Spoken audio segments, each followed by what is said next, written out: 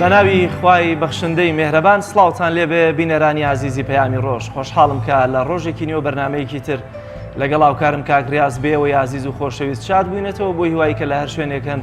ئەم ڕۆژتان پڕ بێت لە خۆشی و کامەرانی. سڵاوی خوای گەورەتان لێبێ خۆشەویستانی بەرنامەی پەیامی ڕۆژ. جوانترین سڵاو لە ئێمەوە پێشکەشی ئەوەی عزیز و خۆشەویست بێ. ئەمڕۆ دوو تەوەری سەرەکیمان بۆ ئامادە کردوون، بێگومان تەوەرێکیان لەبەرەوەی کە تەوەرێکی هونەری و ئەدەبیە، درێژەیەکی پێدەین کە تەوەری یەکەمی بەرنامەکەمان پێک دێت لەوەی کە ئایا تاکی خراپ و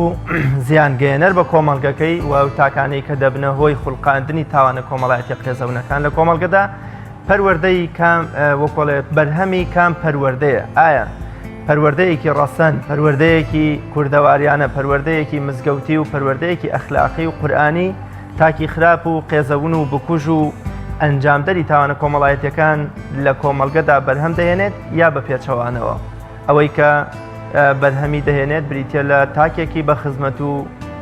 بێوەی و بێکێشە لە کۆمەڵگەدا. هەروەها هونەری خوێندنەوەی شێعر بە میوانداری یەکێک لە شاعیرە ناودار و خۆشەویستەکانی کوردستان دەکەینە تەوەری دووەمی بەرنامەکەمان لەگەڵ کۆمەڵێ راپۆرت و زانیاری بەسوود و وەکەمی شەش پێشبینی کەشوهەوای شار و شارۆچکەکانی کوردستان پێشکەشی ئەوەی عزیز و خۆشەویست دەکەین.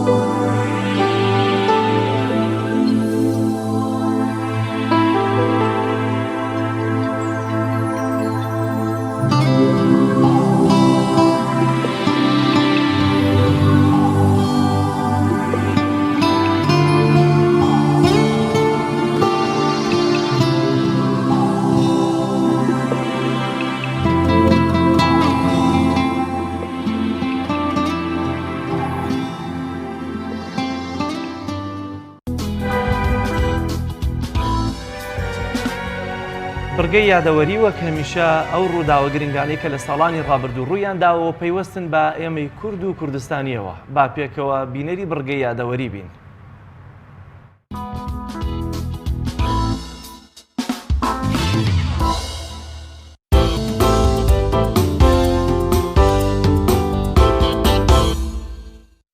بیستویەکی هەشتی ساڵی 1966 دوای دەیەک لە زیندان و ئازار بەرامبەری لە دادگایەکی ڕواڵەتی و بێدادپەروەریدا لەلایەن دادوەر فواد دەجەوی بڕیاری لە سێدارەدان بۆ بیرمەند و بیریاری ئیسلامی و مفەسیری قورئان سەید قوتبی مەزن دەرچوو. پاش هەفتەیەک لە دەرچوونی ئەو سزایش بەرە بەیانێکی زۆر لە سێدارە درا و گیانی پاکی بەرەو خودا گەڕایەوە. سەید قوتبی مەزن لە زینداندا نمونەی موجاهید و پیاوێکی خۆڕاگر بوو بەرامبەر بە دارودەستەکەی جەمال عەبدولناسر و بەدەیان نەخۆشی و ئازاری بەرامبەرەوە توانی چەندان کتێب و دانراوی بەسوود پێشکەش بە مسلمانانی جیان بکات. لە گرنگترینیان تەفسیری فی ضلال القورآن و معالم فی طریق. سەید قوتب یەکێکە لە کاریگەرترین پیاوەکانی بواری فیکر و بیر و باوەڕی ئیسلامی و بەهۆی کاریگەریەکەیەوە بەردەوام دەکەوێتە بەرتیری ژەهراوی نێرانی ئیسلامەوە. بەڵام ڕۆژ بە ڕۆژ کاریگەری و نووسینەکانی بەڵاو دەبنەوە و بە شێوەیەکی یاسایی تا ئێستا تەفسیرەکەی 48 جار چاپ کراوەتەوە. سەید قوتب بە ڕەحمەت بێت سەرەتا تووشی ونبوونێکی فیکری بوو بەرەو گومان و ڕەخنە دەچوو لە بەرامبەر ئاینی پیرۆزی ئیسلامدا، بەڵام پاشتر بەهۆی گەشتێکی بۆ ئەمریکا و بیستنی هەواڵی شەهیدبوونی پێشەوە حەسەن بەنا بەرەو فیکر و بیر و باوەڕی ئیسلامی گەڕایەوە و وەرچەرخانێکی گەورە لە ژیانیدا ڕوویدا و بوو بەو پیاوە مەزنەی تا مردن مسلمانان شانازی پێوە بکەن و درودی بۆ بنێرن. 21 هەشتی ساڵی 1999 یەکگرتنی هەردوو بزافی ئیسلامی بزوتنەوەی ئیسلامی و بزوتنەوەی ڕاپەڕینی ئیسلامی و پێکهێنانی بزوتنەوەی یەکبوونی ئیسلامی کوردستان. مامۆستا مەلا عەلی عەبدولعەزیز بەڕابەری گشتی ئەو بزوتنەوەی و مامۆستا سەدیق عەبدولعەزیزی برای بەجێگری دیاری کرا، بەڵام پرۆسەی یەکبوونی ئیسلامی زۆری نەخایاند و بەهۆی کۆمەڵی کێشەی کەڵەکەبووی ناو هەردوو حیزب و چارەسەر نەکردنیان و پابەندنەبوون بە شورا و ڕاوێژ و مەرکەزیەتی بڕیار و بەرژەوەندخوازی بەشێک لە پێکهێنەرانی یەکبوونەکە بۆ چەند پارچەیەکی لێکجودا هەڵوەشا و کۆمەڵی ئیسلامیش لە بەرەنجامی ئەو لێکەڵوەشانەدا هاتە ئاراوە و بەهێزترین بەشی ئەو یەکبوونەی بۆ خۆی مسۆگەر کرد و لە ئێستادا بە میراتگەری ڕابوونی ئیسلامی و بزوتنەوەی ئیسلامی دادەنرێت. 21 هەشتی ساڵی 1895 لە دایکبوونی ڕۆشنبیر و ڕووناکبیر و سیاسەتمەداری ناوداری کورد پرۆفیسۆر کامەران عەلی بەدرخان لە ئەستەمبوڵی پایتەختی تورکیا. دکتۆر کامەران عەلی بەدرخان کەسایەتێکی سیاسی و ڕووناکبیری کوردستانە و خزمەتێکی زۆری لە ڕشتە جیاجاکان پێشکەش بە گەلەکەی کردووە. 21 ئابی ساڵی 1895 لە شاری ئەستەمبوڵ لەدایک بووە. لە تورکیا و ئەڵمانیا خوێندوویەتی و بڕوانامەی دکتۆرای لە ئەڵمانیا بەدەستهێناوە. بەهۆی هەڵوێستی کوردپەروەرانی بنەماڵەکەیەوە لە تورکیا هەڵهاتوون و لەگەڵ جەلادەت بەدرخانی برای چوونەتە شام و لە پاڵخەباتی سیاسیدا کاری ڕۆژنامەنووسیان کرد و گۆفارەکانی هاوار و ڕووناهی و ڕۆژان و ستێریان دەرکردووە. ساڵی 1947 چوونە فەڕەنسا و لە پاریس پەیمانگەی خوێندنی کوردی دامەزراندووە و لە زانکۆی سۆربۆنیش بۆتە مامۆستا و وانەی وتۆتەوە. دکتۆر کامەران خزمەتێکی زۆری بە بواری کلتوری کوردی کردووە و 15 کتێبی بە زمانەکانی کوردی و فەڕەنسی چاپ و بڵاو کردوتەوە. ناوبراو لە 4 تشرینی یەکەمی ساڵی 1978 لە شاری پاریس کۆچی دوایی کردووە.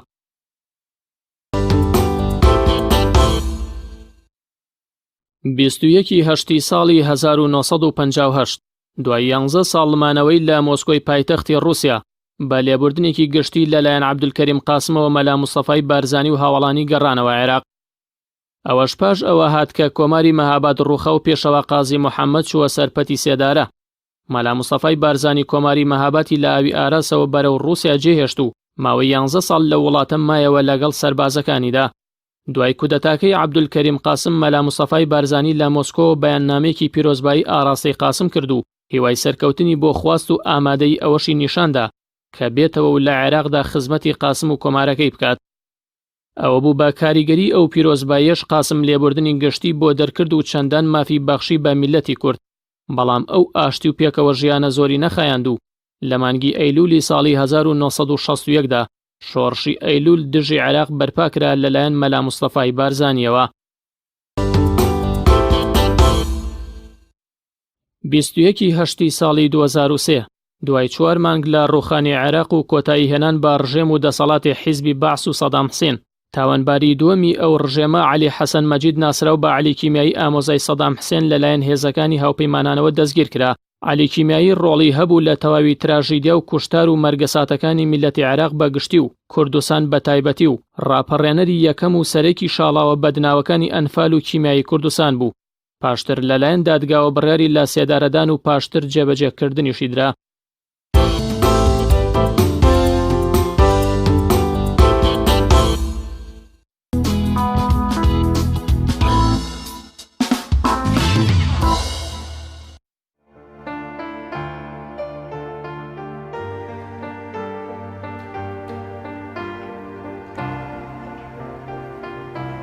نرخی دراوەکان کە بڕگەیەکی تایبەتی بەرنامەی پەیامی ڕۆژەوە کە هەمیشە دەچینە لای نرخی ئەو دراوانی کە بە تایبەتی بۆ ئێمە گرنگە بزانین چه گۆڕانکاریەک بەسەر نرخی دراوەکان داهاتووە.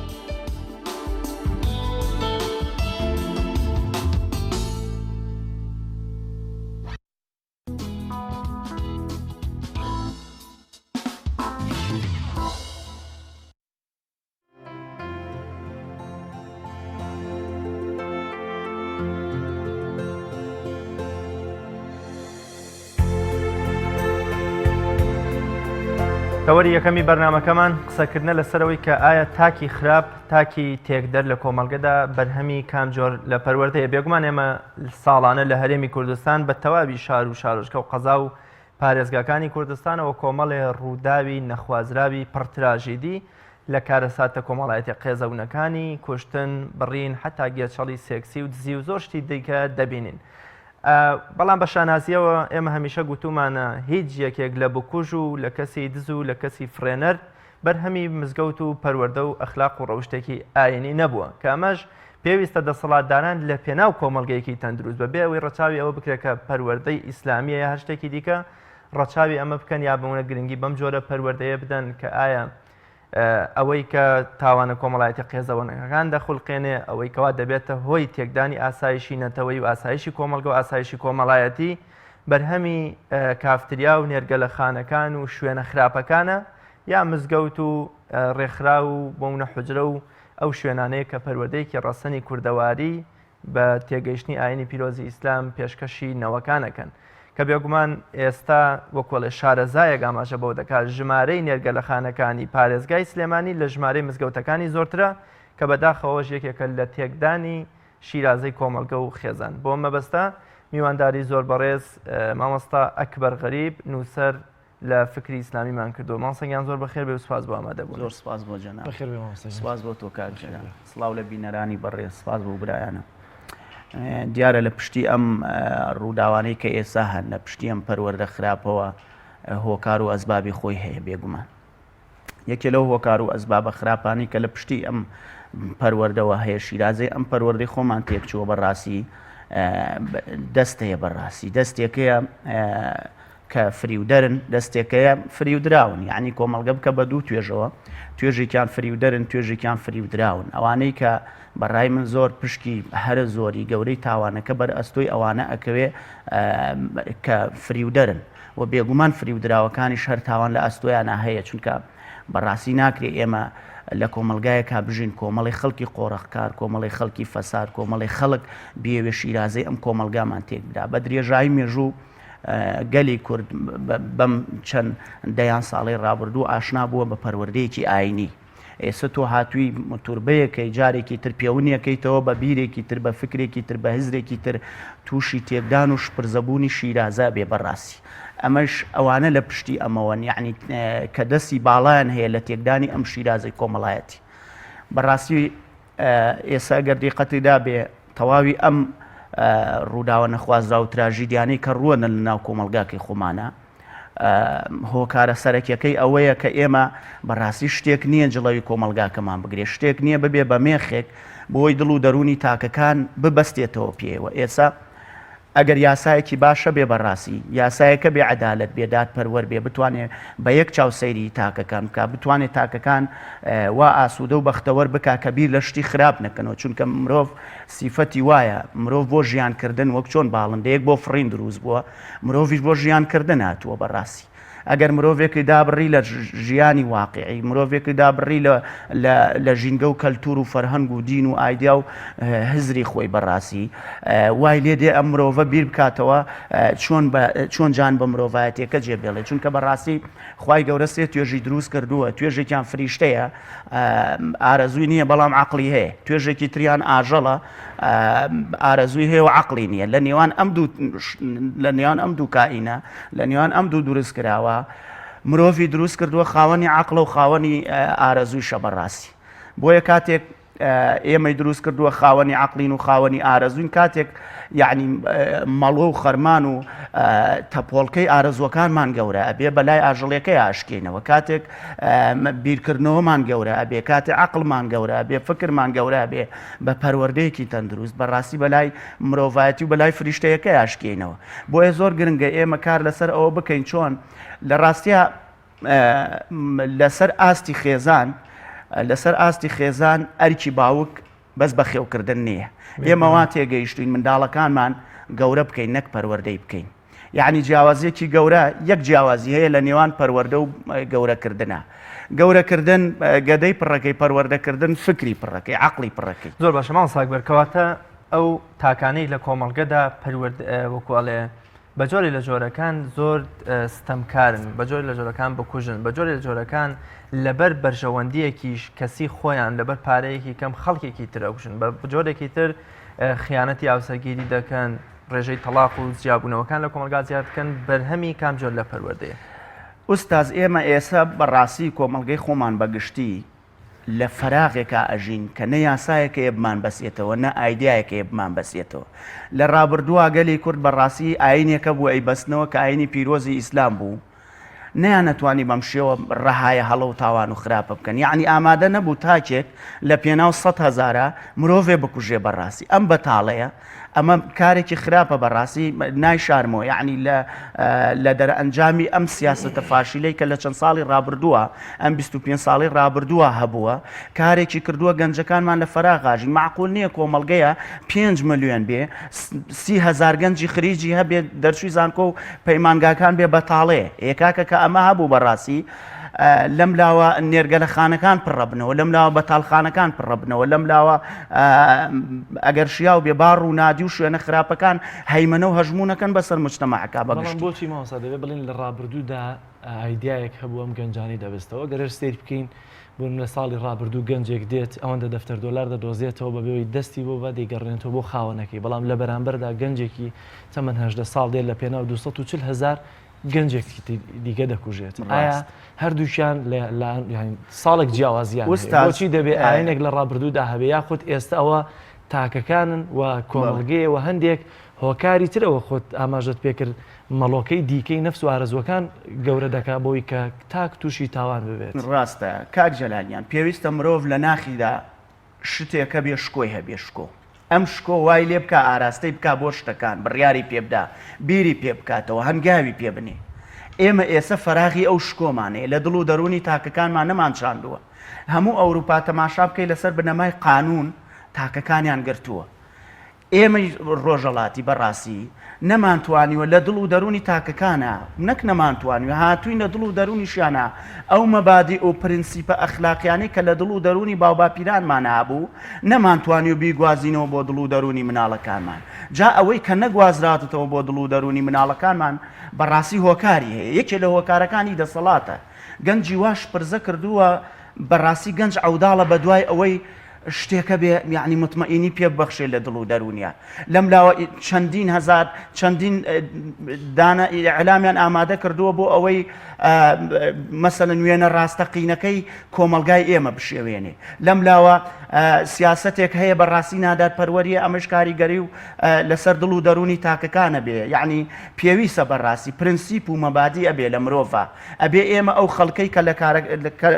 لە کایە پەروەردەکە لە کایە ئیعلامێکە لە کایە کۆمەڵایەتێکە لە کایە ئاینێکە ئیشەکە ئەبێ بەڕاستی گرنگی بدابەوەی لە دڵ و دەرونی تاکەکانە مەبادی دروستکە پرینسیپی بەسێتەوە چونکە مرۆڤ بەڕاستی مەبادی و پرینسیپی لێ بێنە دەرەوە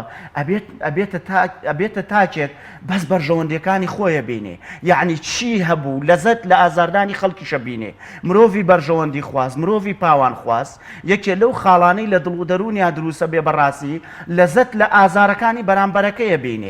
ئێستا ئەگەر ئەفونکە کاک جەلال لە ئەوروپا 2 دقیقە کامێرە بکوژێنیتەوە بە ئیجابیەکی قانونی و ئیجابیەکی دینی لەیرا بەرجەستا بێ بەڕاستی. یەکێ لەوانەی لە ئەوروپا 2 دقیقە کامێرە بکوژێنەوە سەدام دزیەکرێ هەزاران دزیەکرێ. بەڵام ئەگەر مەبادی بێ لە ژوورە تاریکەکانە باشتری دەست پاکتری. ئەگەر مەبادی بێ شتێک و دۆزیەوە ئەگەر ئاین بێ پەروەردەیەکی ئاینی بێ شتێک و دۆزیەوە بە تەنیا بووی محاسبەتەکە شتێک لە دڵ و دەروون تا بێ بە زەنگەیە بێ بە دەنگێک هاوارەکە بەسەر تاڵێ وریابە تۆ بۆ ناتوویتە تەم ژیانە.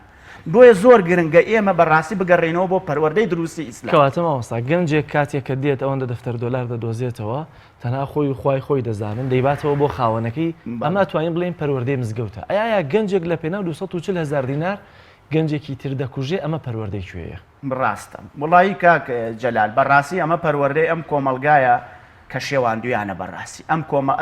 یعنی تاوانی سەرەکی ئەو کەسانەیە بەڕاستی کە گەنجێک کوژێ تاوانی ئەوانەی تایە کە بەڕاستی ئەم کۆمەلگان شێواندووە ئەم کۆمەلگان شپەوە کردووە ئەوانن کە بەڕاستی هیچ مەبادیەک هیچ محیبەت و خۆشەویستیان بۆ ئایندەیە وڵاتە نییە ئەوانن کە تەنها ئەم وڵاتەیان کردووە بە قەسەبی هەڵمژینی ئامانجە بەرژەوەندی مادیەکانی خۆیان بە تەنگ و چەڵەمەی گەنجەکانەوە نایەن خەمی ئایندەیەم کۆمەلگای خۆمانیان نییە ئەمە حەقیقەتێ خۆی من بۆیە دائیمەن تەرکیز کاک جەلال ئوستاد من دائیمەن تەرکیز لە پەروەردەیەکی ئاینیەکەمەوە بەڕاستی کاتێک ئیبراهیم درودی خوای لێبێ عەلەیهی سەلام کە هات بتەکانی شکان بۆ ئەوەی عەقڵی گەلەکەی بگۆڕێ بەڵام پێغەمبەر درودی خوای لێبێ کە هات عەقڵی خەڵکەکەی گۆڕی بۆ ئەوەی بتەکان بشکێنێ سەیری جیاوازی نێوان ئەم دوو پەروەردە یعنی سەیری بکە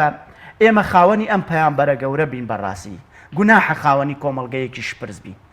ئێمە ئەڵێن هەمومان لە کۆمەلگاکەمانە ئیقراری یەکەین دانی پیانین بە ئاشکرایی لێن کە ئێمە کۆمەلگەیەکی مسلمانین ئەم کۆمەلگە مسلمانە بەڕاستی ئەبێ پەروەردەیەکی محەممەدی وەربگرێ ئەگەر وەری نەگرێ و جێبەجێ نەکا دەر ئەنجامەکەی ئەمەیە کە ئێمەی بینین گەنجێک لەسەر بڕێک پارە کەسێ کوژێ گەنجێ سێ شەو بە دەمانچە خۆیە کوژێ گەنجێک لە دایک و باوکیەدا گەنجێ دایک و باوکی دەرەکە هۆکاری ئەمانە چییە ئەبێ ئێمە بگەڕێن بەڕاستی بە تەواوی بە دڵسۆزی بە خەمخۆری خۆمانی تیامان دوو بکەین یعنی بەڕاستی وای لێ هاتووە لە کۆمەلگەی خۆمانە هەر لە کەسە نزیکەکانی خۆتەوە لە هاوڕێکانتەوە لەو کەسانەی لە مەجای پیشەی یا کاریان لەگەڵاکەی بەرپرسیارەتی بووە بە تۆپێ هەمووی بۆ یەکی هەڵەکە کەس ئامادە نییە بچێت شان بداتە ژێر بەردەم ئەم بەرپرسیارەتە دەیان کەناڵ هەیە لەم هەرێمی کوردستانە کەلتور و فەرەنگی وڵاتێکمان بۆ هێنێ بەڕاستی نامۆیە بە کەلتوری خۆمان یعنی بەڕاستی ناکات حەجمی ئەو لیباسەی ئەو کۆمەلگا بە قیافەی ئێمە ناکە تۆ غەدرێکی گەورەیە باوەڕم پێ بکە چەندێ غەدر بوو سەدام حوسێن کیمیاوی بەسەرمانە کرد ئەوەندەش غەدرە لە خێزانەکانمان بچی کەلتورێکی خراپ هاوردەی ناو کۆمەلگاکەی خۆمانی بکەیت بچی کەلتورێ بێنی بە باڵای کۆمەلگاکەی خۆمان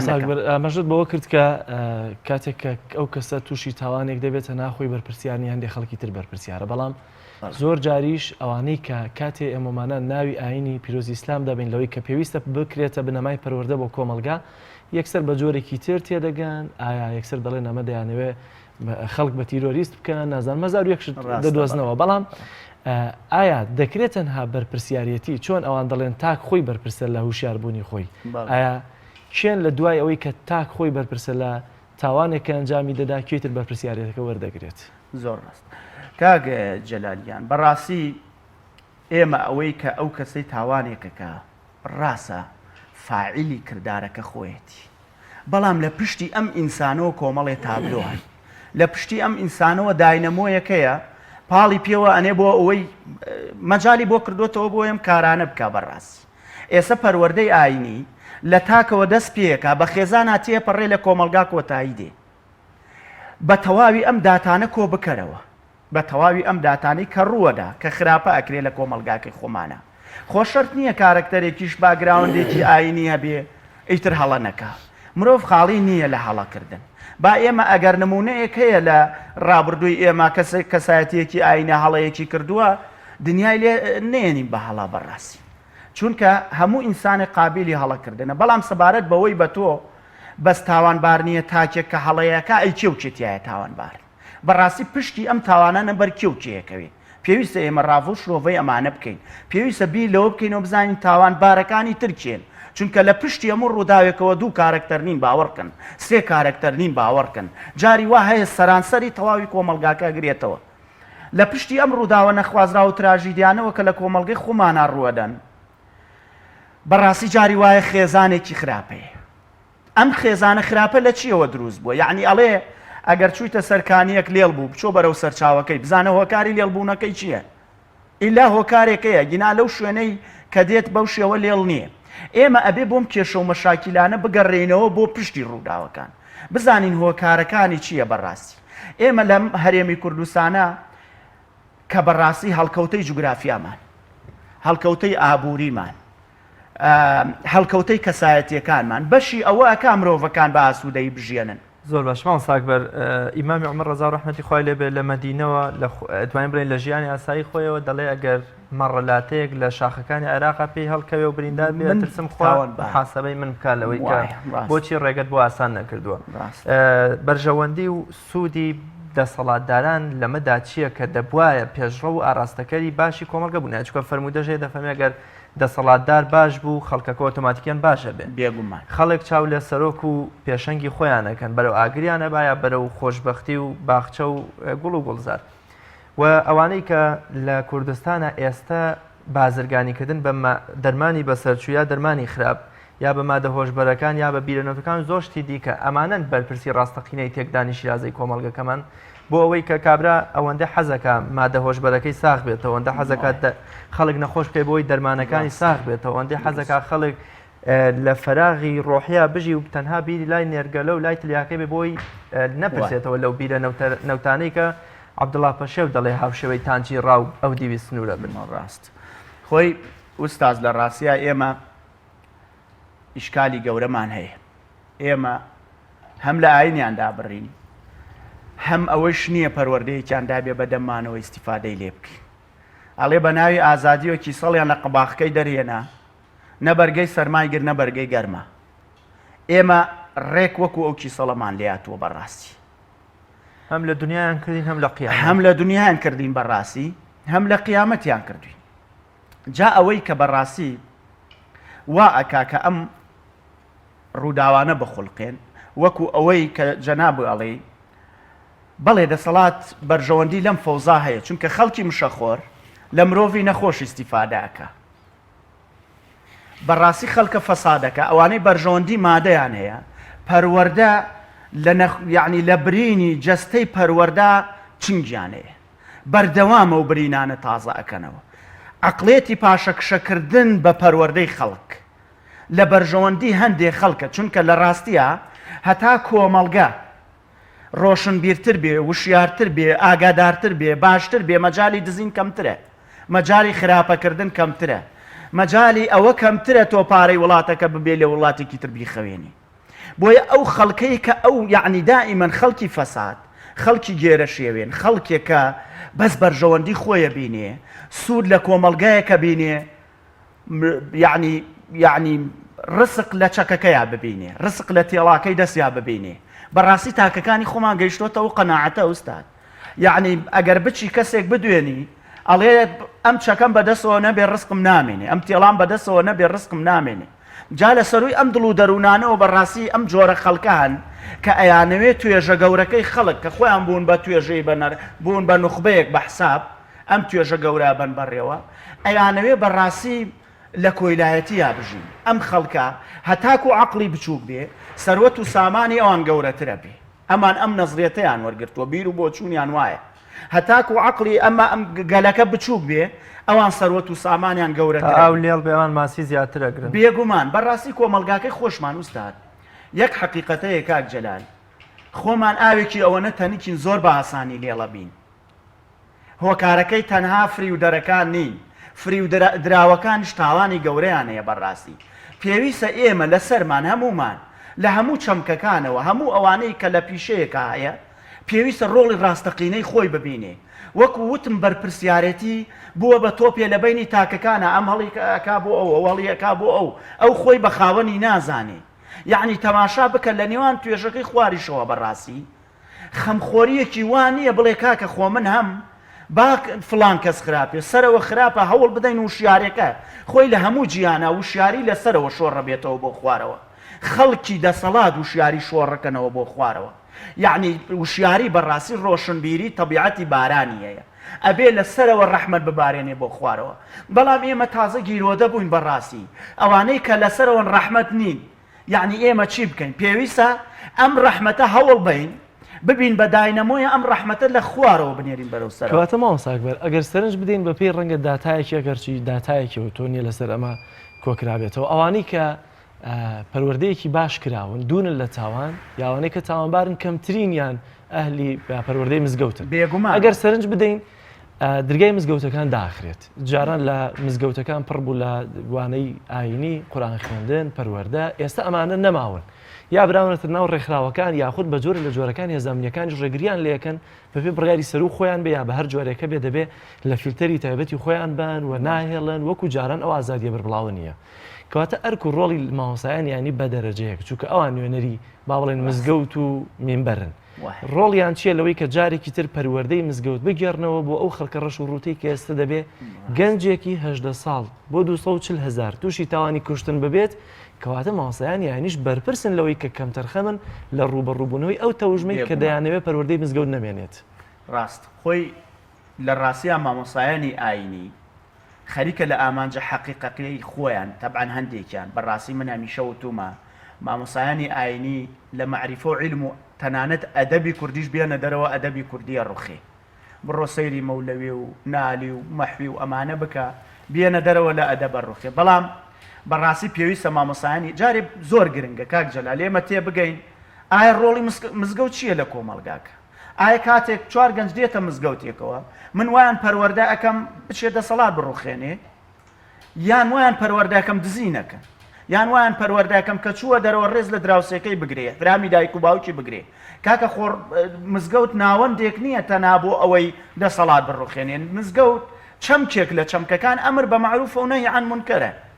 یعنی ئەڵێ ئەگەر ئینسانێکی خراپ بینی هەوڵ بدە ئەگەر شتێک بینی هەوڵ بدە بەدەست بیگۆڕی ئەگەر بەدەستنەوە گۆڕی بە زمان ئەگەر هەر بە زمانەوە توانین بەدڵ پێ و ناخۆش بێ بەڕاستی ئێستا مامۆسایانی ئاینی حیزب وای لێ کردوون دیارە هەندێک حیزب وای لێ کردوون بە شێوەیەک دەسەمۆی کردوون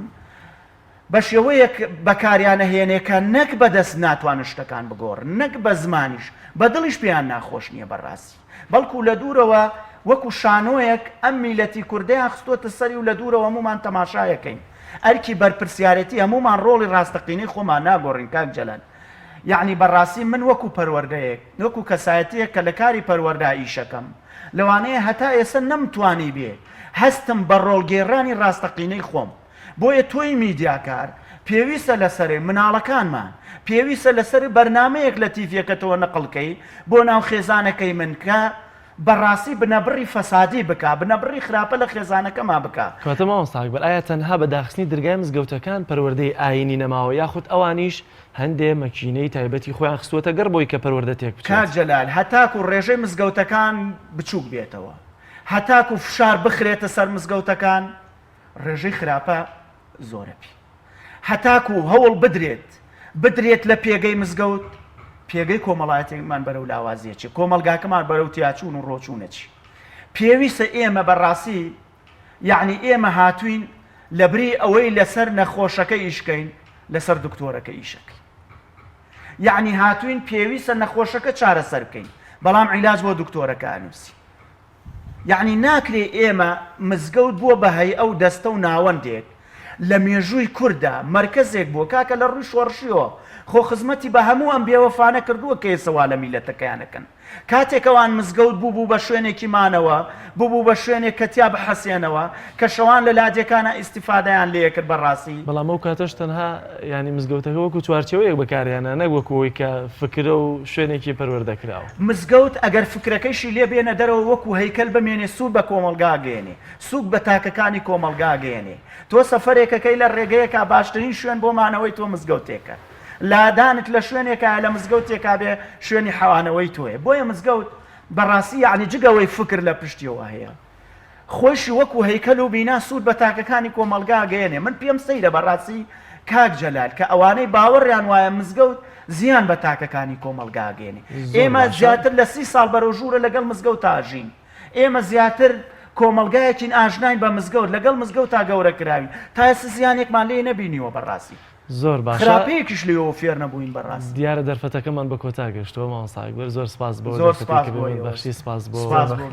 وتەکانت بینەرانی عەزیز دەچینە لای ناوبڕێکی کورت و دەگەڕێنەوە لاتان لەگەڵمان بمێننەوە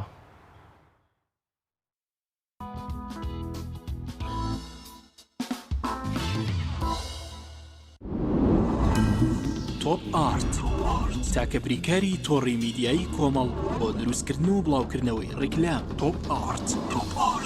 ئایا تا ئێستا بیرت لەوە کردوتەوە کە ئینتەرنێتێکی بێسنوور بەکاربێنیت یان بیرت لەوە کردوتەوە کە بۆ هەفتەیەک یان 2 هەفتە ئینتەرنێتی بێسنوور بەکاربێنی سەرەڕای هەموو ئەمانە تا ئێستا بیرت لەوە کردوتەوە کە بۆ یاریە ئەلکترۆنیەکان ئینتەرنێتی بێسنوور بەکاربێنیت بێگومان نەخێر فانسی نێت هەموو ئەم کێشانەت بۆ چارەسەر دەکات تۆش دەتوانیت بۆ ماوەی هەفتەیەک یان 2 هەفتە یان مانگێک بەردەوام بێسنوور لەگەڵمان بیت ئێستا خزمەتگوزاریەکانمان لەم شوێنانە بەردەستە سلەیمانی شارباژێر شارە زوور هەڵەبجە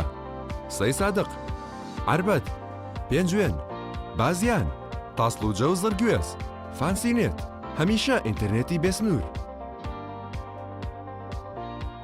کارگەی شربەتی خاڵقی گیرەوەی خاڵقی بە تامەکانی پرتەقاڵ، مێوەژ، هەنار، لیمۆ و مۆز و ئەنەناس بەرهەم دەهێنرێت. تەواوی تامە سروشتیەکانی شربەتی خاڵقی وێنەی باخێکی پڕمیوەیە. کارگەی شربەتی خاڵقی لەگەڵ 24 ساڵ ئەزمون و بە تامی سروشتی. ناونیشان سلێمانی ناوچەی پیشەسازی دوو پشت ئەلبیستەکە. کارگەی شربەتی خاڵقی. کارگەی ئاسمان کارگەی ئاسمان بۆ بەرهەمهێنانی نایلۆن و سفرەی سەفەری لە کوردستان. سفرەی ئاسمان لە خەمی تەندروستی هەمواندایە. سفرەی ئاسمان دوورە لە بەکارهێنانی هەموو ماوادێکی زیانبەخش وەک ڕیسایکلین. بەکارهێنان لە ئێوە دڵنیایی لە ئێمە لە باشترین و خاوێنترین بەرهەمە خۆماڵیەکانە. سفرەی ئاسمان ڕازگۆیی لە پێوانەدا، خاوێنی لە پێکهاتەدا. سفرەی ئاسمان. بۆ دەستخستنی سفرەی ئاسمان پەیوەندی بەم ژمارەیەوە بکەن 1970 840 2000. هەمومان حەزمان لە برنجە. برنجێک تامی ڕاستەقینەی برنجمان پێ ببەخشێ. بازار جمەی دێت لە برنج، بەڵام بژاردەی من برنجی دۆلفینسیە. بە تام و بۆن هاوشێوەی برنجی کوردیە. 100% سروشتیە. برنجی خڕی دۆلفینسی شێفە گەورەکان سەرسامەکات. بۆیە بێ دوودڵی بژاردی من و کابانی ماڵە. تا ئێستا زۆر جۆری برنجم تاقی کردوتەوە، بەڵام هیچیان وەک دۆلفینسی نییە. تامێکی ترە ئێوەش دەتوانن تاقیکەنەوە. دۆلفینسی باشترینمان بۆ هەڵبژاردن. تۆپ ئارت تاکە بریکاری تۆڕی میدیایی کۆمەڵ بۆ دروستکردن و بڵاوکردنەوەی ڕیکلام. تۆپ ئارت.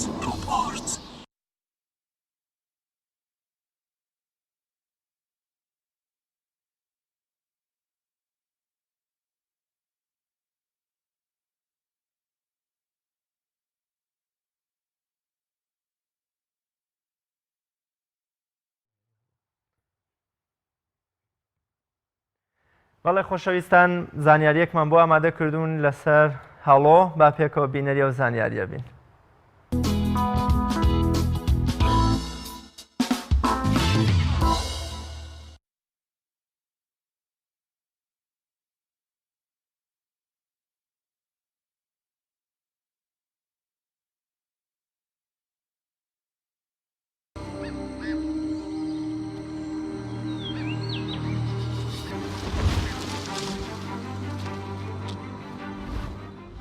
باڵندەی هەڵۆ نزیک بە 60 جۆر باڵندەی ڕاوکەر هەن کە بە هەڵۆ دەناسرێن و زۆربەیان ئاسیایی و ئەفریقاین. پێوەرێکی ڕوون بۆ جیاوازی و ناسینەوەی هەڵۆکان لە پەلەوەرەکانی دیکەی تیرەی هەڵۆ نییە، بەڵام بەگشتی هەڵۆکان لەوانی تر گەورەترن، بێجگە لە داڵاش لاقیان گەورەتر و پتەوترە، دەنووکیان گەورە و خوارە و باڵەکانیان پانترە. هەموو هەڵۆکان بە ڕۆژ ڕاو دەکەن و چاویان تیژە و بەرزەفڕن. هەڵۆکان بە بۆنەی بەهێزیانەوە لە زۆربەی کەلتورەکان وەک دروشم و نیشانەی شەڕ و شایەتی دەناسێنرێن.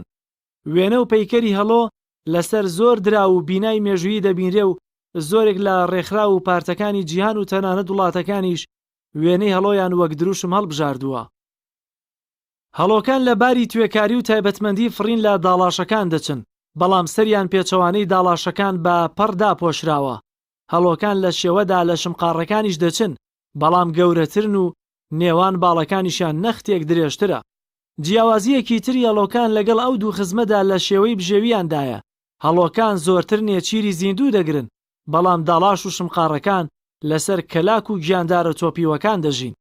هەڵۆی نیکۆباری باشووری بچووکترین هەڵۆیە کە تەنیا 40 سانتیم دەبێ و لە ناو دوورگەکانی نیکۆبارە دەژیت. هەڵۆی فلیپینی با درێژی 1 متر لەگەڵ هەڵۆی دووسپی و هەڵۆی هارپی گەورەترین جۆری هەڵۆکانن. هەڵۆکان تەنیا 1 هاوسەر لە ژیانیاندا هەڵدەبژێرن. هێلانەکانیان لە شوێنێکی زۆر بەرز بە تووڵ و شوڵی دار دروست دەکەن و هەموو ساڵێکیش دەگەڕێنەوە سەری بە جۆرێک بە جیقنە و پەلی فڕێدراویان ساڵ لە دوای ساڵ لەسەر 1 کەڵەکە دەبێ هێلانەکە گەورەتر دەکەن. ساڵانە هەڵۆکان دەگەڕێنەوە سەر هەمان هێلانی ڕابردوویان کە هەیەە کە هەیەان هێلانەکەی تا 3 متر گەورە دەبێت. گەورەترین هێلانەی ناسراو هی 2 هەڵۆی سەرسپی لە ویلایەتی فلۆریدای ئەمریکایە کە 1 متر و 6 سانتیمەتر قوڵە و 2 متر و 90 سانتیمیشپانە. هەڵۆکان لە شوێنی بێقڕەدا هێلانە دەکەن و 6 تا 8 هەفتە لەسەر هێلکەکانیان کرد دەکەون. زۆربەی هەڵۆکان 2 هێلکە دەکەن کە تەنیا یەکیان دەمێنێتەوە. جوچکەی هەڵۆ باشێنەیی گەشە دەکات و لە 3 بۆ 4 ساڵیدا ئەم جار شێوەی گەورەکان وەردەگرێت. بڕێ لە جۆرەکانی هەڵۆ بە جەستەیەکی گەورە و هێزی زۆرەوە لە ترۆپکی هەرەبی بژێوی گیانەوەرەکاندا جێدەگرن. هەڵۆی پەرکوور و هەڵۆی تانجدار دەتوانن ئاژەڵی 30 کیلۆگرامی ڕاوکەن و بیخۆن. جۆرە بەناوبانگەکانی هەڵۆش: پەرکوور، دووبرا، هەڵۆی پەنجە کورت، هەڵۆی خاڵخاڵ، هەڵۆی خاڵخاڵی بچووک، هەڵۆی دەریای پاڵاس، هەڵۆی دەریای دووسپی، هەڵۆی گەندومی، هەڵۆی لاقتووکنن.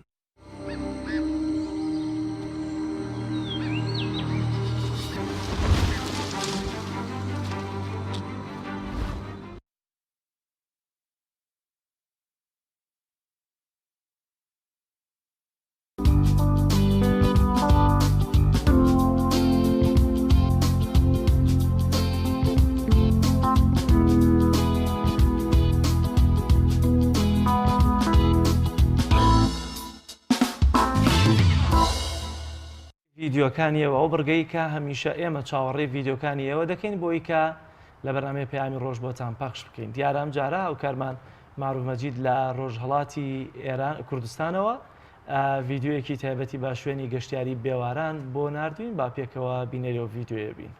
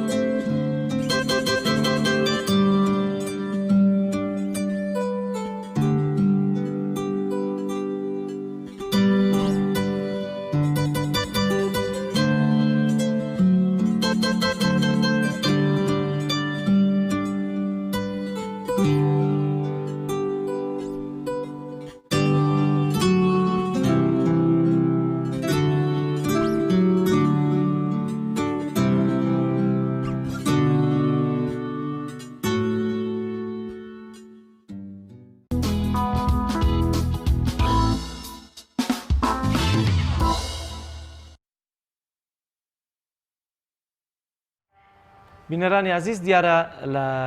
چەمچەماڵەوە پەیامنێرمان جەلال جەباریمان لەگەڵە لە بەردەم ماڵی زانا کامیل، ئەو گەنجەی کە چەند ڕۆژی ڕابردوو لە پێناو 240,000 لەلایەن گەنجێکی دیکەوە کوژرا بە شێوازێکی دڕندانە کە بەداخەوە هەردوو لایەن هەر قوربانی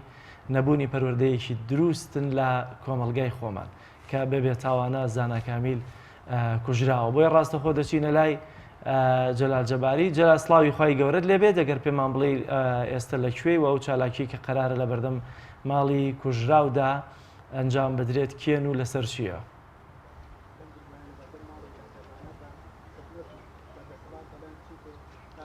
سڵاو لێ و لە بینەران و بیسەرانی کەناڵی ئاسمانی پەیام بێت دیارە ئێستێمە لە گەڕەکی ئاوارەکانی لە ناحیەی شۆڕش لە بەردەم ماڵی زاناکامی لەو گەنجەی کە لە درەیانێکی ئێوارەی 6 لە بەنزیخانەی شۆڕش لە ناحیەی شۆڕش لەلایەن شۆفێری ماتۆرسیلێکەوە شەهید کرا دیارە لە ئێستاە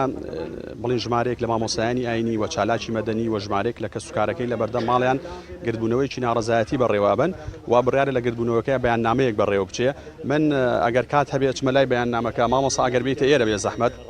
مامۆستا سڵاو لێبێ ئەگەر پێم بڵێن ئامانجەوە بەستان لەم گردبوونەوە چیە و بەیاننامەیش ئەگەر بۆ بینەران بخەیتەوە بەڵێ ئامانجمان گەیاندنی پەیامی ناخی ئەو خەڵکەیە کە خەڵک بێزارە لە کوشتنی بەناحاق لەو هەموو جەریمانەی کە ڕۆژانە ئەکرێ و کۆمەڵی بابەتی نامۆ لە هەرێمی کوردستانە تەشەنەی کردووە ئێمەش کۆمەڵێ کەسایەتی ئاینی و سیاسی و ئیداری و ڕێکخراوی کۆبووینەتەوە دوای ڕوودانی ئەم کارەساتەی کە بەسەر ماڵی کاکامیلا هاتووە کاکزانای کوڕیان بەناحەقی شەهید کراوە و هەست دەکەین کەم تەرخەمیەکی زۆر هەیە لە لایەنی ئەمنیەوە و کەرەستەی ئەمنی پێویست نییە بۆ ئەوەی تاوانباران زوو بدۆزرێنەوە هەرچەند ئاسایشی چەمچەماڵ و پۆلیسی چەمچەماڵ لەم کەیسەدا زۆر بە زووی تاوانباریان دۆزیەوە بەڵام گرنگ قۆناغی دوای ئەوەیە چۆن تاوانباران سزا بدرێن و چۆن بنەما یاسایەکان تەطبیق و دەستەبەر و جێبەجێ بکرێن ئێمە ئەم بەیاننامەمان نووسیوە لە 5 خاڵە ئاراستەی سەرۆکایەتی هەرێم و سەرۆکایەتی پەرلەمان و سەرۆکایەتی حکوومەت و ئەنجومەنی دادوەریمان کردووە دیارە لە ڕێگەی قایمقامێتی خەزای چەمچەماڵەوە ئێمە وەک ژمارەیەک کەسایەتی و نوێنەری ڕێکخراوە مەدەنیەکانی سنووری قەزای چەمچەماڵ بە مەبەستی کەمکردنەوەی دیاردەی تاوانکاری و کوشتن و کاری نایاسایی و تێکدەرانە داواکارین لە بەڕێستان کار بکەن بۆ جێبەجێکردنی ئەم خاڵانە کە لەم یاداشتەدا ئاراستەی بەڕێستانی دەکەین هاوکات دەستخۆشیمان بۆ هێزە ئەمنیەکانی سنووری قەزای چەمچەماڵ هەیە کە توانیان لە ماوەیەکی کەمدا تۆمەتباری بکوژی گەنجە کرێکارەکەی ناحەی شۆڕش کە کاکەزانە کامیل بوو دەستگیر بکەن خاڵ یەکەم داواکارین سەرۆکی حکوومەت یان جێگرەکەی سەردانی ناحەی شۆڕش و ماڵی گەنجە کوژراوەکە کاکەزانە کامیل بکە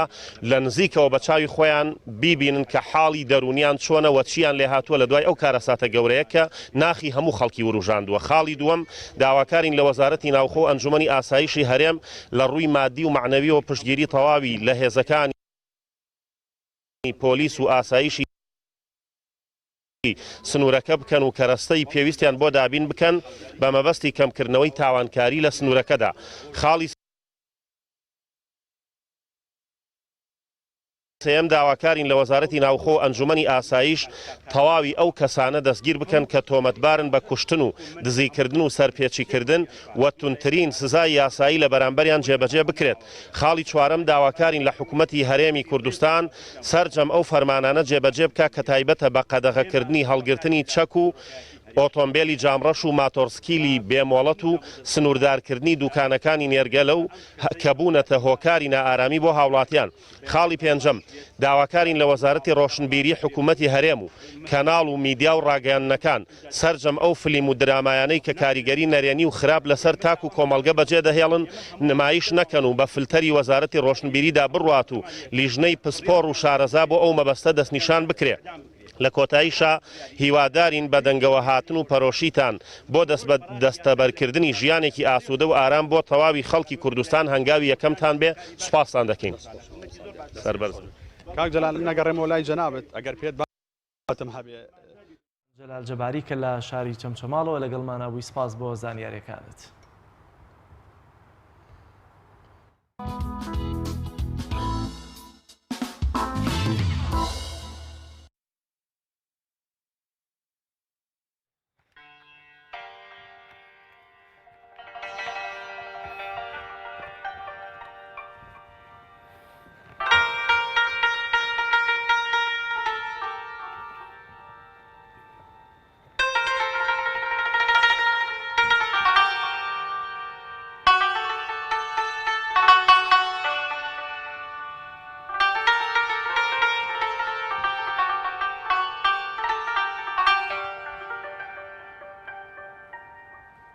نوری وەتەن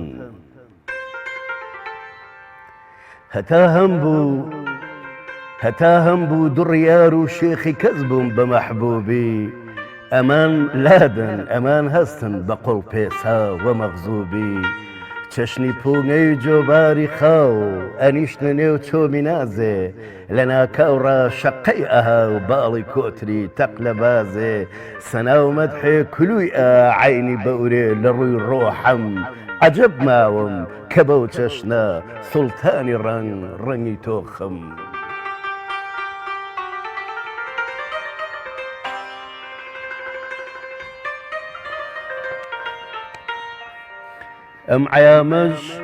ئەم عیامەش کە وەک گەڵا لە سڵکەوتووی بای بە شەوم هەم لەکن کەس هەم لەکن دۆست پۆڕی جاڕی خۆش بەخەوم خدا چمدی لە سەرابی هاودەمانم غەیری عوزلەت غەیری شەقەی باڵی بەمیحنەت لە ساماڵێ وە سەد زیلەت وەک دەفی گوڵ بەدەست باوە نەی و نەی دڵ ئەنە شین بە ژین و ژین بە شین و نەی و نەی دڵ ئەنە قین خدا چمدی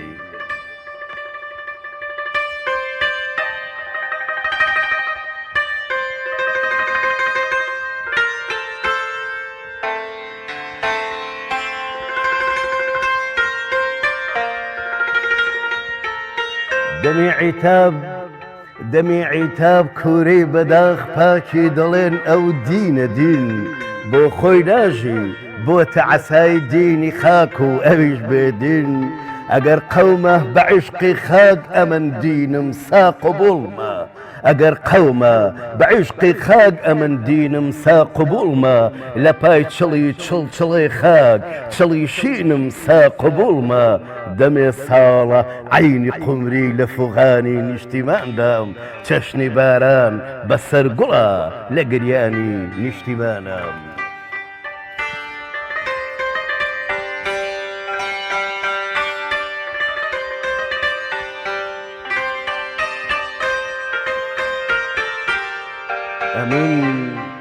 ئەمن چی بکەم دڵ بە سووتی سووتەنی خاک لە سووتەنە ئەمن چی بکەم دڵ بە سووتی سووتەنی خاک لە سووتەنە عینی پاییز سا لە فەرزە گەڵای شعرم لە ڕووتەنە نەبای کێشان نەتەمی ڕووی کێوی درۆزە ئەوینە نەخۆ دەرخەی بازاڕی پڕ نەبای هەوەز ئەوینە سوێن بە نووری ئەو خودایی لە چاومایە و لە سەرمایە سوێن بە نووری ئەو خودایی لە چاومایە و لە سەرمایە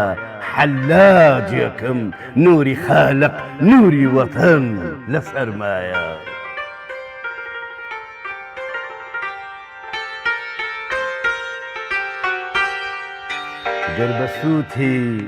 گەر بە سووتی بەختیش هەموو عمرم بە بۆ سۆچێ گەر بە سووتی بەختیش هەموو عمرم بە بۆ سۆچێ وەکو یوسف نووری کەنعان خاک و نورم بە سۆ ناچێ هەتا خوێنم بە مەوزونی ئاو جۆبار بێت و بچێ دوورە مەزهەب لە ڕەنگی خاک کەرەم ناکەم تامی ماچێ شەرتە تا هەم عینی دەوەند دڵ لە مشتی وەتەندا بێ عینی تاڵی قەوزەی خۆش ڕوو دڵ لە ئاوی چەمەندا بێ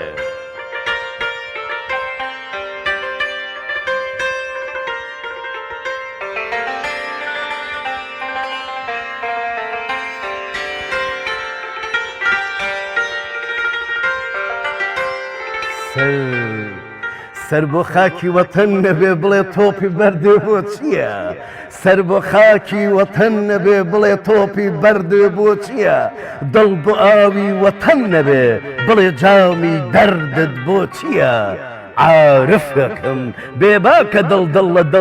دڵ لە عیشقا چی بەسەردێ خۆ دەزانن ڕزقی عەشقا گوڵ لە خۆڵدا سەر بەسەردێ خدا چەشنێ خەڵقی کوردوم کوژراوی ڕێی نیشتیمانم لە هەر کوێ بم غەرقی وەتەن گەوزاوی ڕێی نیشتیمانم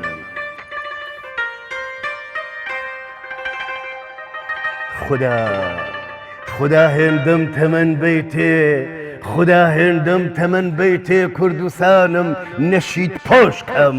وەک جۆشی گڕ لە زمسانێ نیشتیمانم نەوید پۆشکەم سینەم باخی گوڵگوڵەی خاک و سەرمغاری کێوی ڕەنگین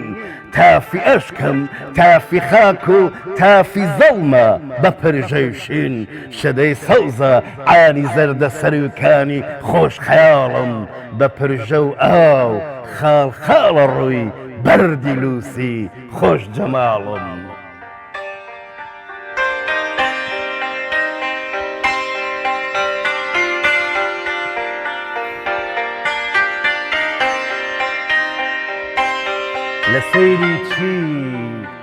لە سەیری چی بێ بەگوتن کە زوبانی مەتحەم کۆڵە لە سەیری چی بێ بەگوتن کە زوبانی مەتحەم کۆڵە لە تافی چی بێ مەوەستان کە بەرماڵی وەسفم چۆڵە بڵێن وەسفی خاڵی هەتاو لەسەر پێستی نسێ و گەڵا ماچی گەڵا دەمدەم گەڵا لە تەرجووکەی تەیری چڵا بە من چۆن دێ ڕسمی نەسیم ئۆغری ناو پرژە و تەڵا تەیری خۆشدەم مریدی چەم چەهچەهەی پڕ بان و سەڵا بە من چۆن دێ ڕسمی نەسیم.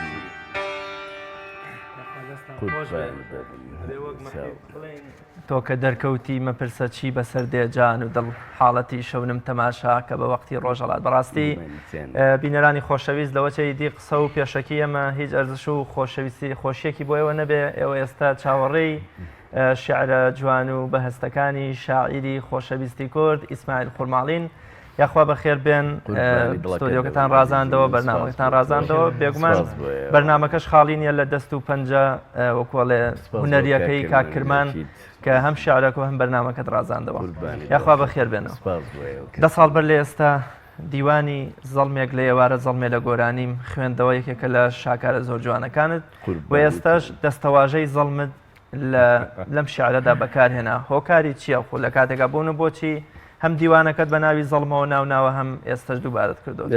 سەرەتا ڕێگەم بە حورمەت و خۆشەویستیم بۆ بینێران بنێرم و سوپاس و خۆشەویستیم بێگومان بۆ جەنابتان من دەمێکە بێ دەنگم بەڵام لە هەر کوێیەک بووم هاوڕێی خاکوونەتەوە کەمم لە هەر کوێیەک بووم هاوڕێی بەرد بە بەردی زەڵم و سەراپاتە فینیشتیمانەکەمم من بۆ خۆم بە خۆم نییە مەخلوقێکم لەوەتەی لەدایک بووم لەناو سروشتی هەورامان و لەناو سروشتی گوڵعومەر و شارەکەمدا ژیاوم و دواتریش کە خزەومەتە ناو دنیای هەڵەبجە و دنیای سلێمانی و هەموو شارەکانی کوردستان ئەڵبەت هەمیشە لەگەڵ خەمی نیشتیمانەکەمدا بووم و لەگەڵ سروشتی نیشتیمانەکەمدا بووم لە هەر کوێ کۆستێ چوزەی هەبوو بێ شعری ئیسماعیل چوزەی هەبووە بۆیە هەمیشە من ئاوێتە بوونم لەگەڵ دنیای سروش و لەگەڵ دنیای خەمی وڵاتەکەمدا نوێ نییە شتێکە لە دێر زەمانەوە ئیسماعیل لەگەڵی ژیاوە. زۆر باشە مامۆستا ئیسماعیل طبعا ناونیشانی بابەتەکەم داناوە چۆن هونەری خوێندنەوەی شعر بەڵام ئەوەی کە جێگێتی ڕامانە کە قسەش دەکەی هەستەکەی نیە بە شیعرەوە قسە دەکەی یانیوانە قسەکانیشی هەمووی شێوازی خوێندنەوەکەت زۆر قسەکردنەکانیشە زۆر تایبەت.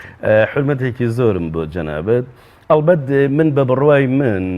هونەری خوێندنەوە بۆ خۆی هونەرێکی گەورەیە من هەمیشە وتومە بەشێک لە گەیاندنی ئەو دقەی کە بە زیندوی دەگاتە لای خوێنەر دەگاتە لای بینەر یا بیسەر مەسلەی ئەدا مەسلەی خوێندنەوەیە و لەو خوێندنەوەیەدا بە حورمەتێکی زۆرەوە من هەمیشە دەڵێم ئەوەک لە بەردەم ما پێکەنێ ناکرێ من بە زمانی تۆفان لەم ئاوە ورد ببمەوە وەنیە و گوڵێک لە بەردەم منە عینی چڵی گوڵە گەنمێ لە کەروێشکایە ئاخر خوددا چۆن نامگرێ من بە زمانی با لە کەروێشکە بدوێم لەبەرەوە هەمیشە ڕسمکردنی وشە لە زماندا بە بڕوای من جۆرێکە لە گەیاندنی دەقەکەەوە پاشان حرمەتم هەیە هونەری خوێندنەوەی دنیای شعر بۆ خۆی مادەم بەشێکە لە ئەحساساتی تۆوە لە قوڵایی تۆوە لە ناخی تۆ ناکرێ من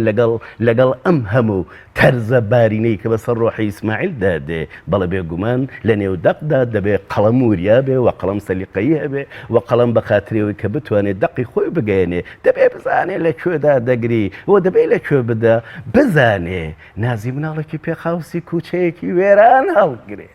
ئەمەیە گەیاندنی دەق بەو چەشنە و من ئومێد دەکەم توانی بێتم هەتا ئەندازەیەک کە زمان و ڕەنگی ئیسماعیل بگەێنم. با لە ئاورنگی سەرگوڵ و کەروێشکەمەلەی پەڵەگەنمێکی و شارە زورەوە بڕۆین بۆ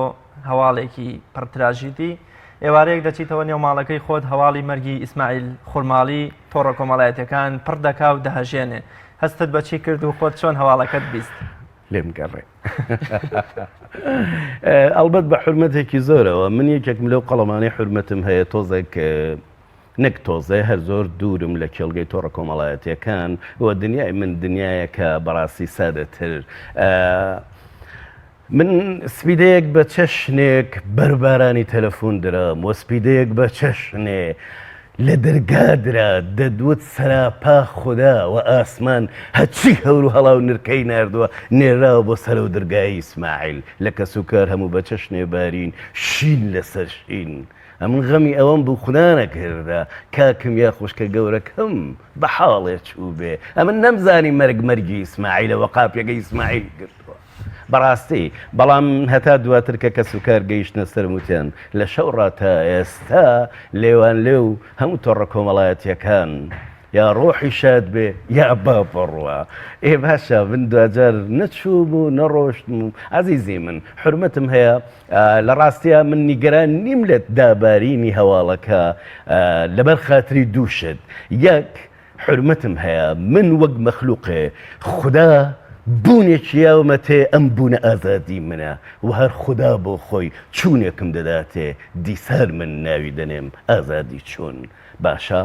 بەڵام ئەوەی کە بۆ من مایەی نیگەرانی بوو لە وەزعەتێکی وە ئەتۆ چت داوە لە دنیای ئیسماعیل گەر خەمت خەمی دنیای ئیسماعیلە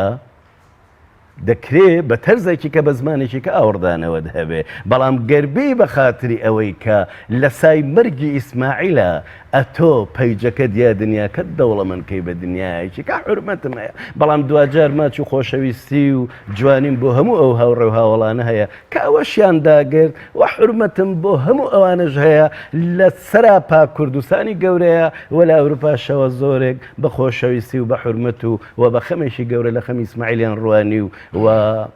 هەواڵ پرسینی ئەوان بەڕاستی مای سەبووری بوو ئیسماعیل هەندێک کەس هەیە دەڵێ خۆزگە کاتێک کە دەمردم بزانم دوای خۆم کی هەواڵم دەپرسێت کێشین و ڕۆڕۆم بۆ دەکات ئەوەش ئەوانت بۆ دەرکەوت وڵی جا ئەزیزی من بێگومان دەرکەوت و من خۆشببختم بەوەی کە ئەگەر چی من بۆ خۆم وەک عەرزم کردی دوورم لە تۆڕە کۆمەڵایەتەکان بەڵام لە ڕێگەی کەس و کارەوە جارنا جارە ئاوا سرە چڵۆسکی ئاگردانی پەیجێکیان نیشانەیەم تا چه ئەندازەیە خۆڵە مێشەیە سوورە دەمبینی لێرە و لەوێ خۆشەویستێک هەبوو محیبەتێکی زۆر هەبوو بەڵام گرفتی گەورە لەوەدا بوو هەندێک هاوڕێ خۆشەویست دەڵێ کاکە ئەم هەواڵە دوور لە ڕاستیەوە بەردەوام ڕۆحی شاد بێ ڕۆحی شاد بێ ئەزیزی من تو هەواڵەکە بخوێنەوە هەواڵەکە بخوێنەوە پاشە کۆمنتی خۆت بڵێ بەڵام بارحاڵ حرمەتم هەیە من هەرگیز لە مەرگ ناترسم هەرگیز هیچ شارێکت لەسەر مەرگی خۆت نییە لە دوای خۆت وڵاهی من قەسیدەیەکم هەیە بێگومان بە ناونیشانی مراندم یان بەڵام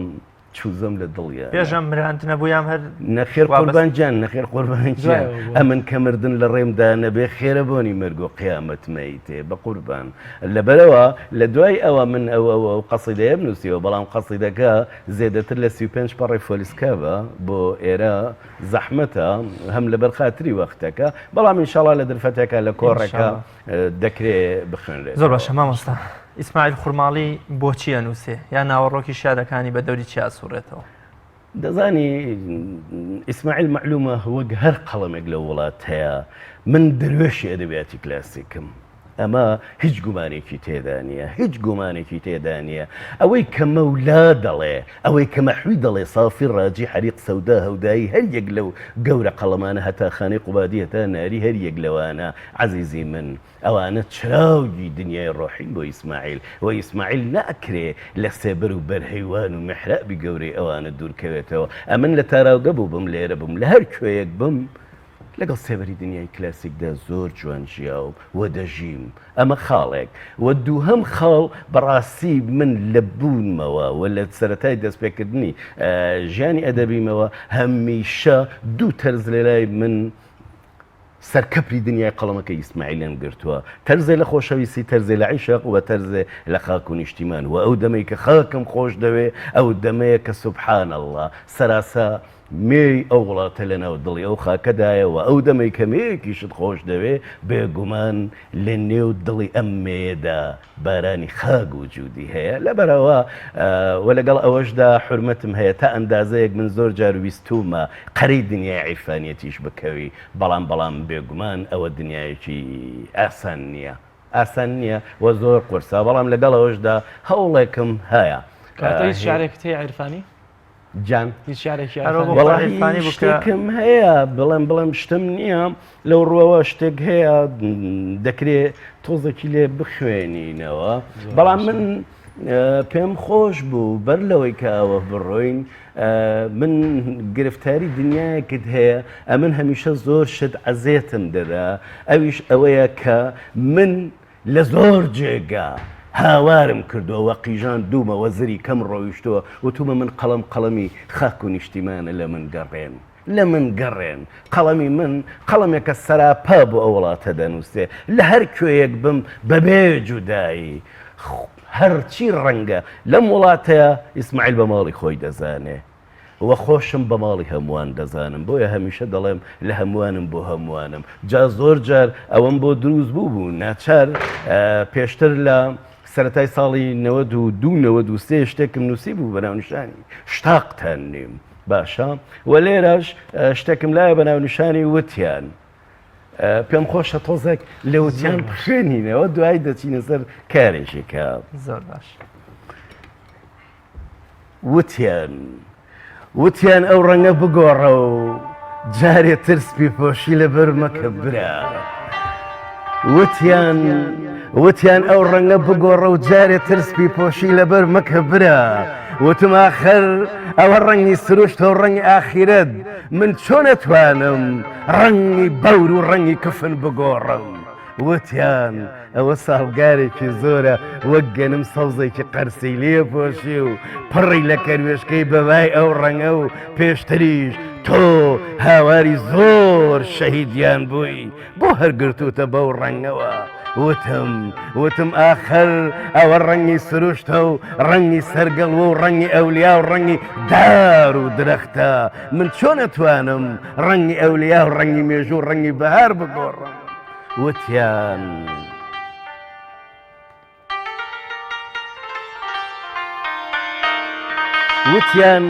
ئەوە ساڵگارێکی زۆرە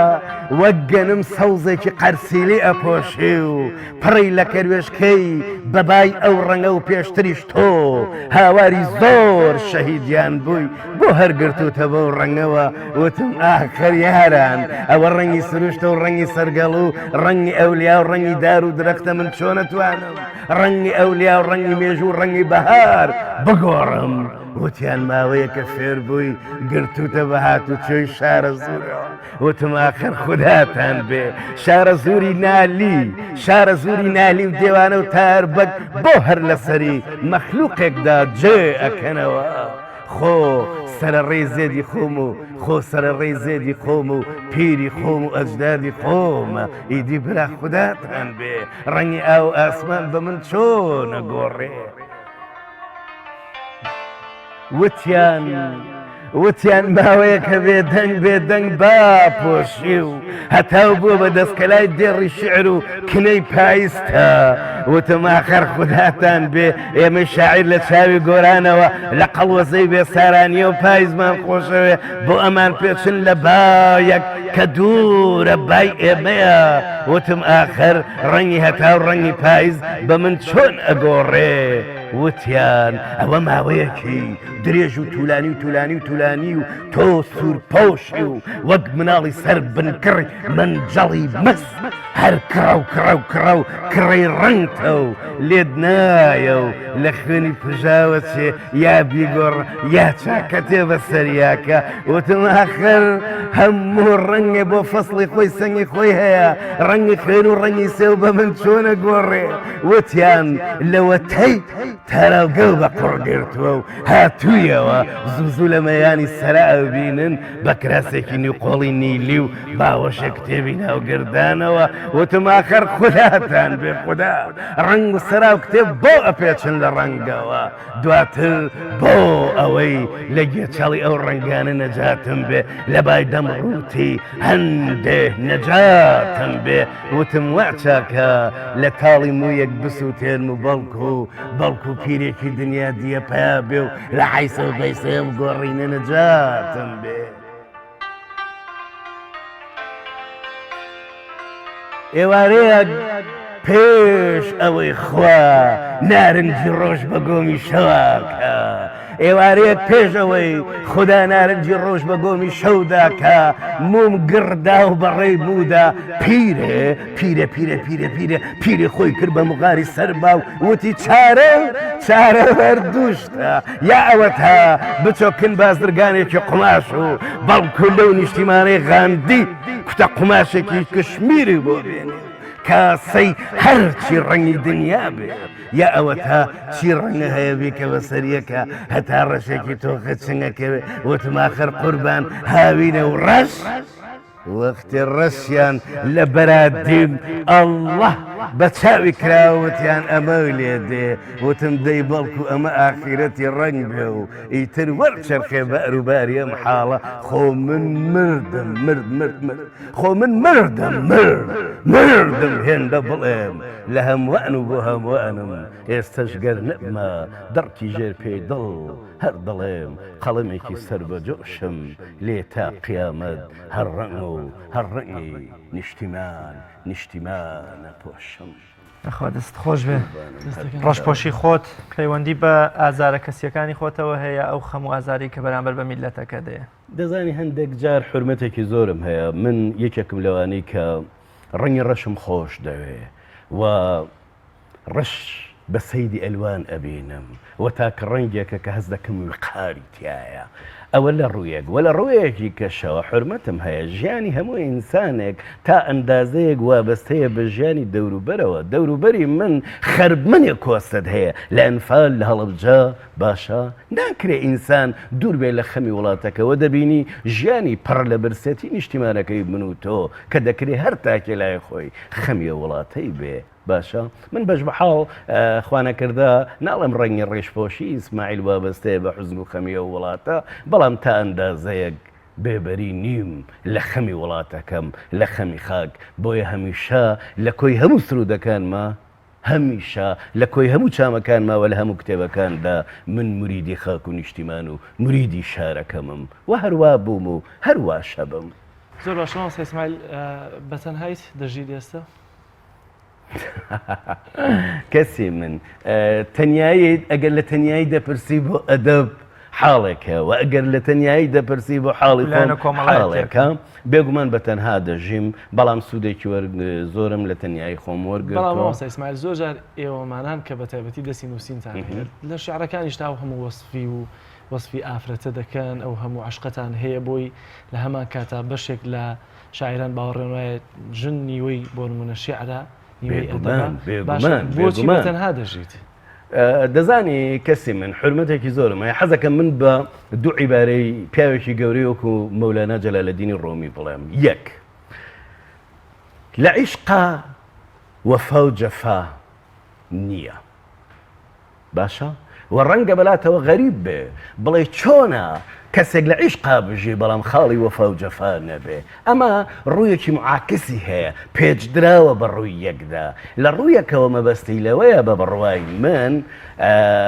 هەر مەخلوقێک کە بۆ خۆی کە بەڕاستی ئەهلی عیشق بوو چونکە عیشق تەریقەتێکی قورسە ئاسان نییە هەموو کەسێ باز لە زمانی عیشق و باز لە زمانی خۆشەویستی بکە ئەمە بە بڕای من لە ڕوویەکدا ئەو کەسەی کە ئەهلی عیشقا دەبێ حرمەتم هەیە چاوەڕوانی هیچ وەفایەک نەکا بە خاتری ئەوەی جۆری بنەت بەرامبەرەکەی دروست نەکا و لە ڕوویەکی کەشەوە حرمەتم هەیە گەر ئەهلی بەرامبەر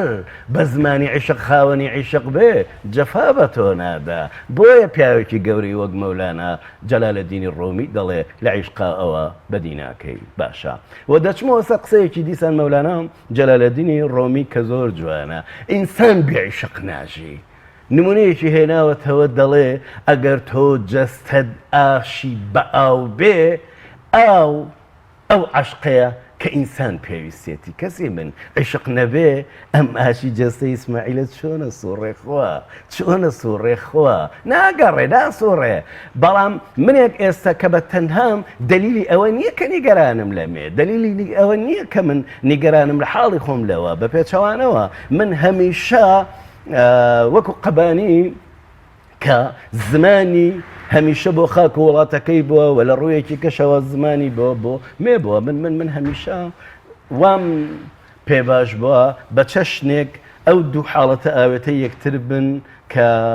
غەدر لە هیچ لایەکیان نەکرێ چیترت بۆ حازرکردنی ماسا ئیسماعیل وەڵا هیچ جا کەسی من ئێوە چیتان پێخۆشە دەرفەتی دوو لەوەچی هۆنداوەیترمان مابێ دەرفەتی هۆنداوەیتر ئەگەر شتی ئێمە پێمان خۆش هەر پێت نەبڕین بەڵام لە پشتەوە زۆریشیان بۆ ئێمە هێناوە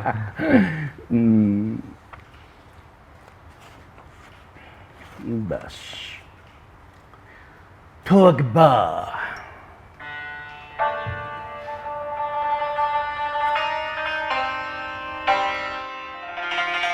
تۆک با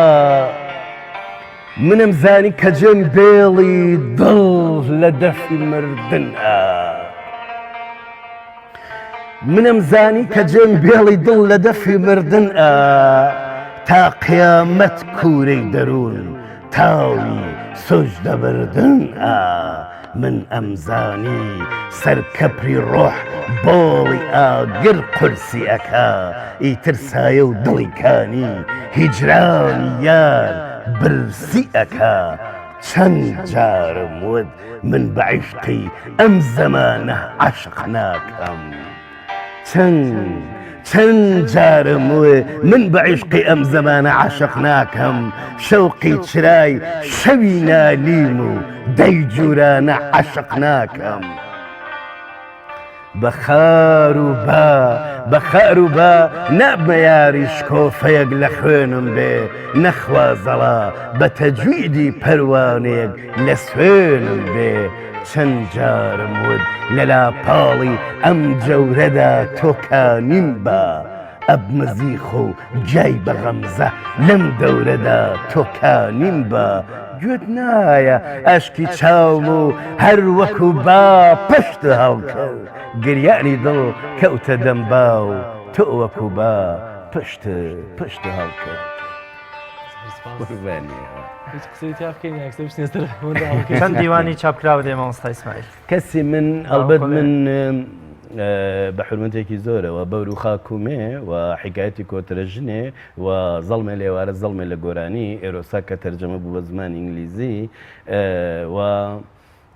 لەوانە ئەی دڵبەرد بە کوێت گەیاندم و لەوانە کچەکانی هەرێمی باسووق و ئێستاش خۆشبەختانە نزیکەی دە دیوانێک دەبێت کە لە بەردەستایە بێگومان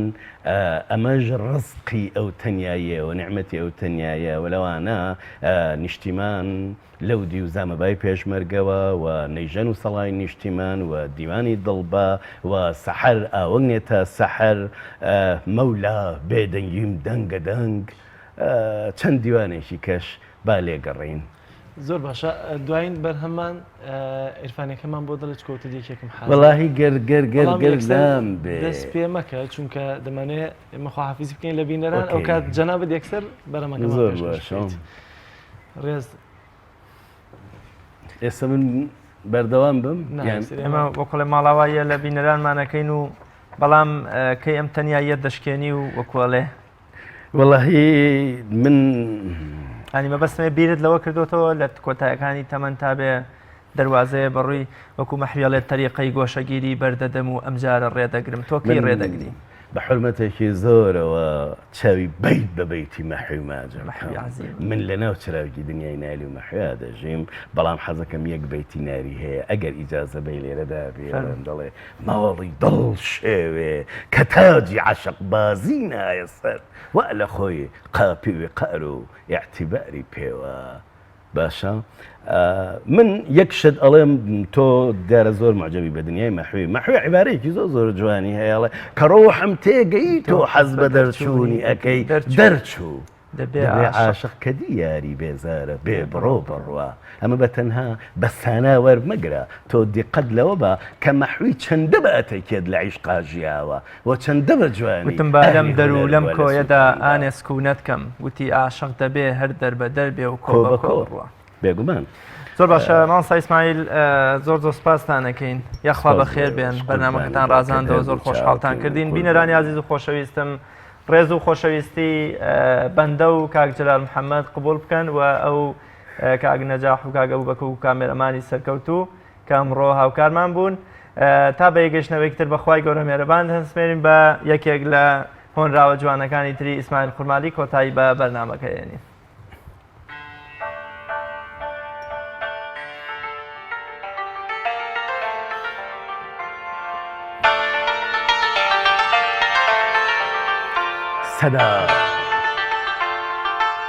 سەدا پۆشە دەمی مغال لە غوفرانم یا ڕەبی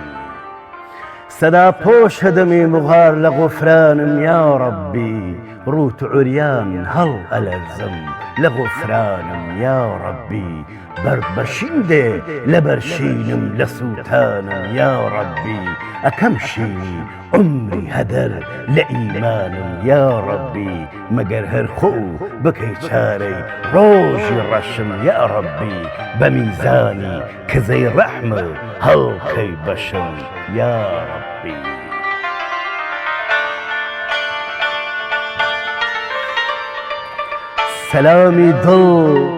سەلامی دڵ سان و قەسوەد لەکن تۆیە یا ڕەبی ئاو ئاگر نور و زوڵمەت لەکن تۆیە یا ڕەبی تامی شادی تامی حەسرەت لەکن تۆیە یا ڕەبی موری عیش و بای بەعەودەت لەکن تۆیە یا ڕەبی مەگەر هەر خۆ بکەی چارەی ڕۆژی ڕەشم یا ڕەبی بە میزانی کزەی ڕەحمە هەڵکەی بەشم یا ڕەبی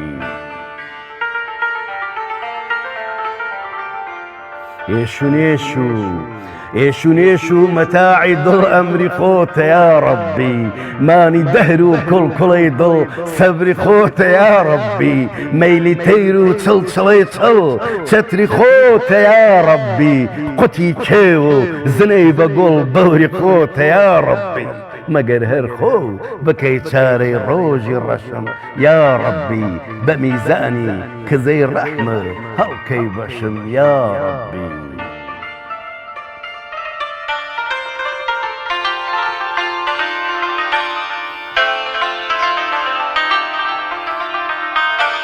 چەشنی پوگەی ڕۆخی جۆگەه لەرەی گریەم یا ڕەبی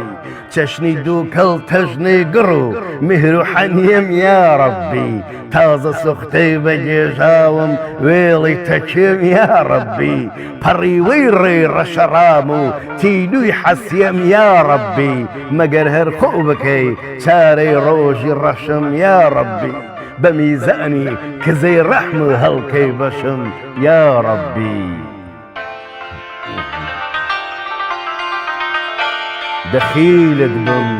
دەخیلت بم هەی سانعی ڕۆژ و شەوم یا ڕەبی پێم کەرم کە دیوی ئەو دی و دیوی خەوم یا ڕەبی دوور لە ئاگا بە ئاگایی زیخ و چەوم یا ڕەبی بە نووری خۆ لە زکری خۆ پڕکە دەوم یا ڕەبی مەگەر هەر خۆ بکەی چارەی ڕۆژی ڕەشم بە میزانی کزەی ڕەحمە هەڵکەی بەشم یا ڕەبی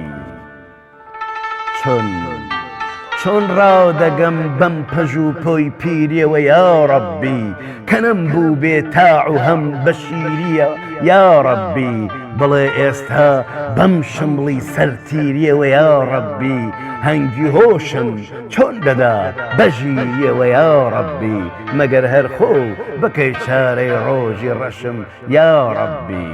بە میزانی کزەی ڕەحمە هەڵکەی بەشم یا ڕەبی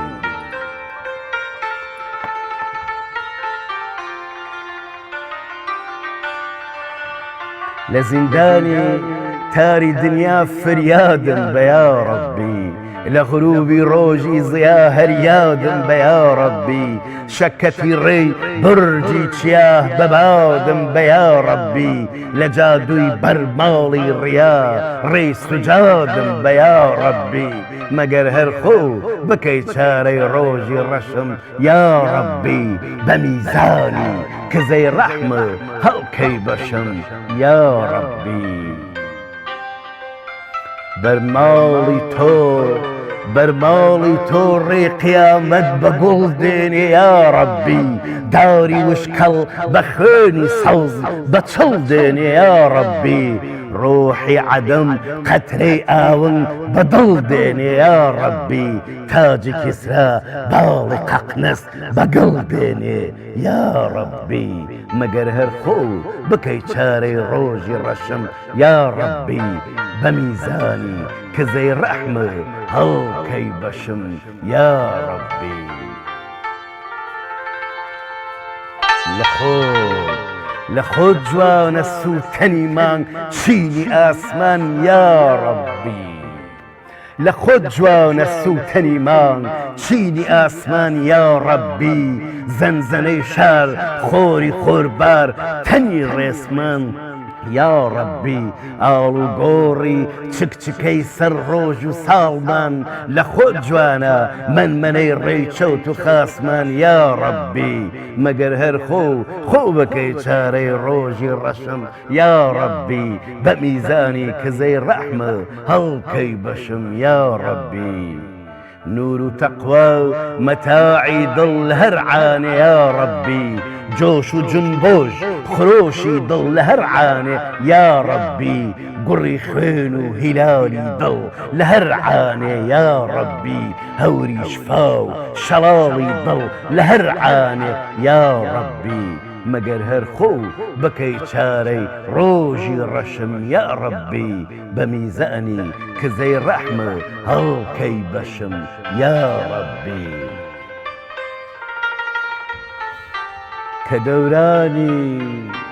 کە دەورانی ڕزق و خێر و گەردش ئایا ڕەبی هەر لە ئادەم هەتا مێر و دوو بەش ئایا ڕەبی نانی ڕۆح و نانی وجود بەلەش ئایا ڕەبی ڕەحمی خۆتە بوون و مردن بەکەش دەدا یا ڕەبی مەگەر هەر خۆ بکەی چارەی ڕۆژی ڕەشم یا ڕەبی بە میزانی کزەی ڕەحمە هەڵکەی بەشم یا ڕەبی قوربانی